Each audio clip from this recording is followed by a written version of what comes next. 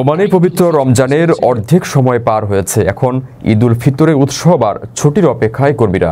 এবছর সম্ভাব্য ছুটি হতে পারে 5 কিংবা 9 দিনের। বিষয়টি চাঁদ দেখার উপর নির্ভরশীল। তবে ওমান এবং সৌদি জ্যোতির্বিদরা এবছর 29 রমজান পূর্ণ হওয়ার পর ঈদের চাঁদ দেখা যাওয়ার অনুমানের কথা বলছেন।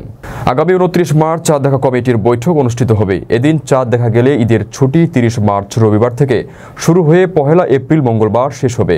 ফলে পূর্ববর্তী সপ্তাহান্তের ছুটি মিলিয়ে সর্বমোট 5 দিনের ছুটি পাওয়া যাবে এবং 2 এপ্রিল বুধবার থেকে পুনরায় অফিস কার্যক্রম শুরু হবে। তবে যদি 29 মার্চ চাঁদ দেখা না যায় তাহলে রমজান 30টি হবে এবং ঈদ হবে 31 মার্চ সোমবার। এক্ষেত্রে ঈদের ছুটি একই সময়ে শুরু হয়ে 2 এপ্রিল বুধবার পর্যন্ত চলবে। সঙ্গে 3 এপ্রিল বৃহস্পতিবারের ছুটি মেলাতে পারলে সপ্তাহান্তের পরবর্তী ছুটি মিলিয়ে কর্মীরা 9 দিনের ছুটি উপভোগ করতে পারবেন। এ সম্ভাব্য বর্ধিত ছুটির সময়কাল ওমান সরকার পরবর্তীতে আনুষ্ঠানিকভাবে জানিয়ে দেবে।